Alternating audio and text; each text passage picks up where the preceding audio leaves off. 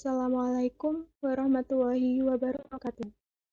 Saya Intania Dinda Febrianti dengan NIM 14014214446 akan menjelaskan materi mengenai interaksi makhluk hidup dengan lingkungannya.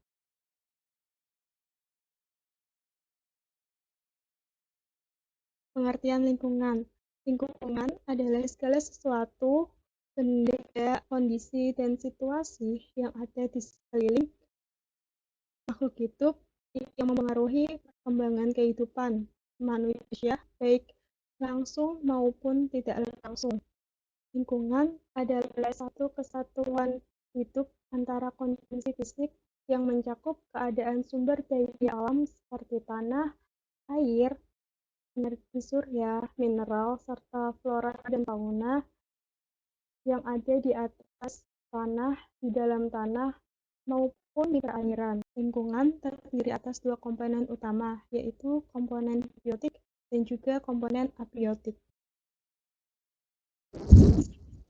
Komponen lingkungan yang pertama ada biotik.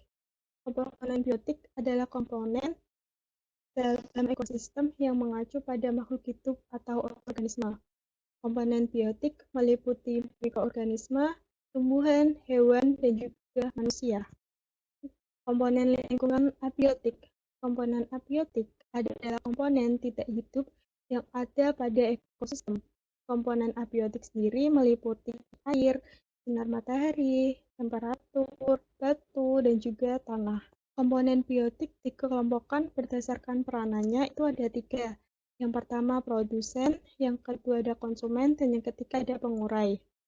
Produsen sendiri merupakan makhluk hidup yang dapat menghasilkan zat makanan yang diperlukan makhluk hidup lain. Tugas tersebut diperankan oleh makhluk hidup yang mempunyai klorofil atau zat hijau daun, yaitu pada tumbuhan hijau. Yang kedua ada konsumen. Konsumen sendiri merupakan makhluk hidup yang tidak dapat membuat makanannya sendiri, atau sering disebut organisme heterotrof. Konsumen akan bergantung pada makhluk hidup lain untuk bisa mendapatkan makanannya. Dalam konsumen sendiri terdapat tiga jenis-jenis konsumen berdasarkan dari sumber makanan yang dikonsumsi. Antara lain, yang pertama ada karnivora, yakni organisme yang sumber makanannya adalah daging organisme lain.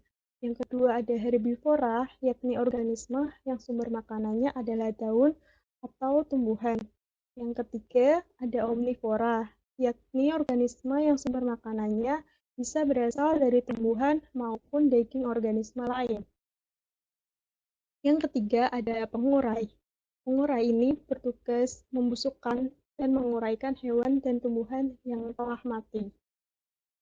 Contoh pengurai yakni bakteri dan juga mikroorganisme yang lain. Pola interaksi makhluk hidup. Pola interaksi makhluk hidup ada 4. Yang pertama adalah kompetisi, yang kedua ada predasi, yang ketiga ada simbiosis, dan keempat ada antibiosis. Kompetisi sendiri adalah persaingan akan terjadi pada makhluk hidup yang membutuhkan bahan makanan. Persaingan satu pola interaksi akan menyebabkan kerugian bagi salah satu pihak yang kalah bersaing. Kemudian ada predasi. Predasi sendiri adalah hubungan antara organisme pemangsa atau predator dengan organisme yang dimangsa atau prey dalam suatu ekosistem itu sendiri. Yang ketiga ada antibiosis. Antibiosis adalah interaksi antara makhluk hidup, di mana makhluk hidup yang satu menghambat kehidupan dan pertumbuhan makhluk hidup lainnya. Yang keempat ada simbiosis. Simbiosis